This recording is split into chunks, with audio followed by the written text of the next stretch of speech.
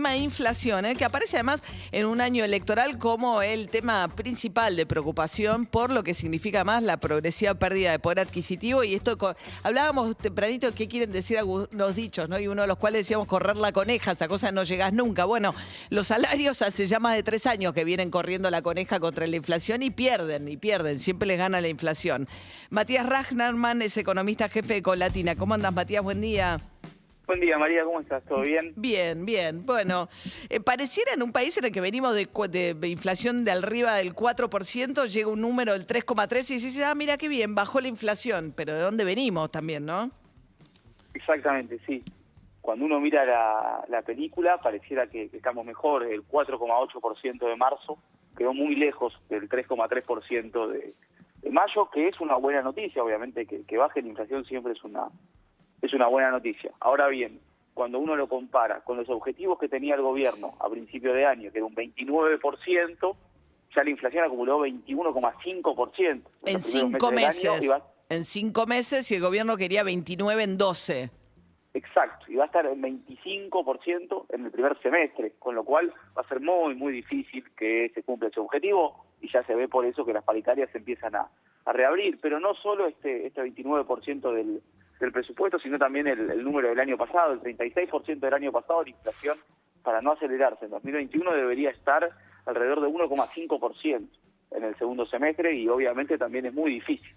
Entonces, si bien mejoramos respecto del primer cuatrimestre, es un dato un poco alentador, todavía falta.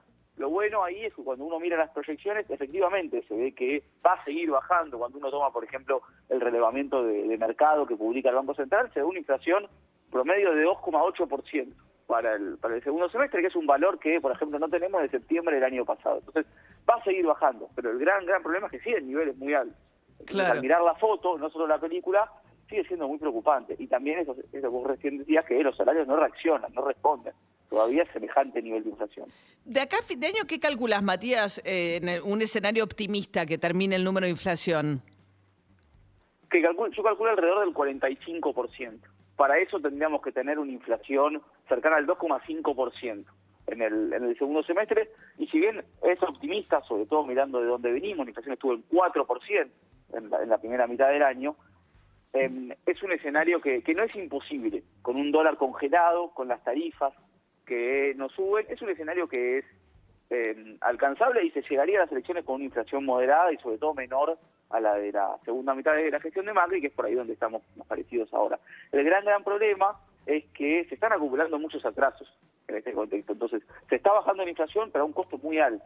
Y el gran problema no es tanto, o no es solo el segundo semestre, en donde es probable que la inflación empiece a bajar, sino quizás ya lo que se viene más para adelante, ¿no? Acuerdo con el FMI, va a haber que ajustar las tarifas, va a haber que ajustar el dólar. Entonces, no solo vamos a tener este año una inflación elevada, sino que es muy probable que en 2022 también esté por encima del 40%, con lo cual los bolsillos no se recuperarían del todo este año, y cuando empezarían a mejorar, quizás de vuelta más hacia el cierre del año, cerca de las elecciones, van a volver a recibir un nuevo golpe en el arranque del 2022.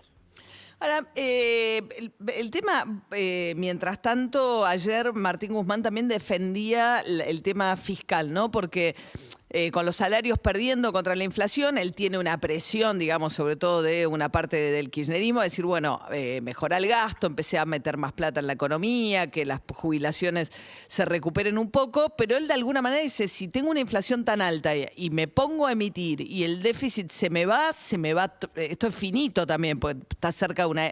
No creo que sea un escenario de hiperinflación, pero no deja de estar cerca. Sí, estamos lejos de una hiperinflación. Cuando uno mira la historia económica argentina, yo creo que los números de este año se van a parecer más a los del 2018, al 2019, una inflación entre 45 y 50%, que es muy compleja, muy difícil, pero está lejos de una hiperinflación. Yo creo que a la discusión sobre el gasto público, sobre todo cuando se le encara desde el Instituto Patria, le falta una variable clave, que es el dólar.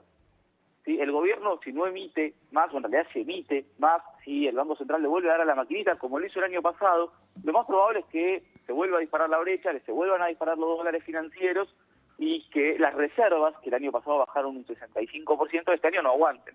Y encima de todo, no es de vuelta, el mundo no se termina en 2021. Para 2022 hay que pagarle al FMI, hay que pagarle probablemente también al Club de París, con lo cual creo que Guzmán está cuidando esa otra caja, no solo la caja fiscal, que es importante, sino también la de las reservas. Y me parece que ahí está un poco la reacción a la emisión, porque peor que ajustar fiscalmente en un año electoral me parece que es una devaluación. De hecho, si uno lo piensa, Macri las elecciones las pierde cuando devalúa, pero no cuando hace el tarifazo. En el 2017, que las tarifas se habían ajustado, el déficit venía bajando, pero el dólar estaba calmo. Puede ganar las elecciones, en este momento legislativas y de medio término. En 2019, después de 2 años muy malos en materia cambiaria, ahí las pierde. Estamos hablando con Matías Rachnerman, economista jefe de Colatina. Pero vos dirías que, porque Guzmán viene siendo muy cuidadoso con el déficit, muy prudente, muy fiscalmente prudente. Cuando uno mira los datos hasta abril, todavía no se publicaron los números de mayo, se ve que estamos por debajo del 2016 y del 2017, o sea, por debajo de la primera etapa de la gestión Macri, y también muy parecidos al 2018, el año en que terminamos yendo al FMI, con lo cual se está siendo prudente. Y no solo eso, sino que además, al tener que gastar tanto en subsidios para mantener las tarifas congeladas, el gobierno está sobreajustando en algunas variables. Una de esas claras es jubilaciones y pensiones. El gran problema es qué va a pasar en los próximos meses. Por un lado, porque la cuarentena podría afectar a la recaudación, que había arrancado muy bien el año, ayudada por los commodities de soja, o por los precios de la soja, perdón. Y después por el otro, bueno, se dará un tipo de ayuda estilo IFE, estilo ATP, o qué pasará con el programa Repro para las empresas. ¿Cómo va a sostener el gobierno el nivel de actividad por ahí en estos meses que son los peores de acá a septiembre en materia de cuarentena? Claro, que un poco lo que decía Guzmán, ¿no? Es que decía que el subsidio de las tarifas de servicios públicos indiscriminados solo por zona geográfica es pro rico, ¿no? Favorece a un montón de gente que no lo necesita y por otro lado ajusta sobre jubilación que golpea a una población de muchos menores ingresos por ahí. Exacto. El problema no es solo el nivel del gasto, o incluso me animo a decir, el problema este año no es mayormente el nivel del gasto en general, sino su composición.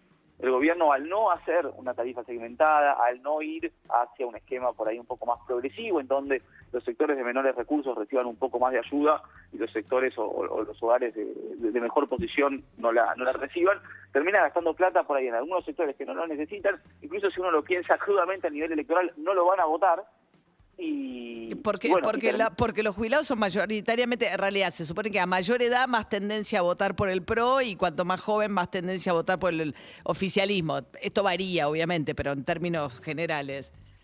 Claro, y yo además también lo pensaba por los sectores más ricos, de los sectores quizás de mayores recursos, que suelen estar más asociados al gusto político de Cambiemos, y en ese marco el gobierno hoy en día está subsidiando la tarifa de esos sectores por no hacer una discriminación que, según lo que dice el ministro de Economía, ya se podría hacer. Con los datos que tiene el gobierno hoy en día a partir del IFE, a partir del ATP, ya se podría discriminar esa tarifa. Entonces el problema no es tanto cuánto se gasta, sino cómo se gasta y volverlo de una manera más progresiva. Matías Rachnerman, economista jefe de Colatina. Gracias, Matías. Por favor, muchas gracias, María. Hasta luego. 8 minutos para las 7 de la mañana. Ayer los números de contagios, 25.800 contagios en todo el país. Y uno de los contagiados fue el Coco Basile, que terminó internado, generó mucha preocupación, hubo mucha movida en redes, Guido. Sí, está internado Coco en la clínica suizo-argentina. Tiene 77 años, una neumonía bilateral para él, con un pasado de fumador muy fuerte para Alfio. Con una dosis de Sputnik, tiene, sí, el ex entrenador de la selección argentina. Aparentemente está en buenas condiciones. No digo esto porque habían surgido versiones de que estaba en un estado más delicado. Está cursando su 6º día de coronavirus.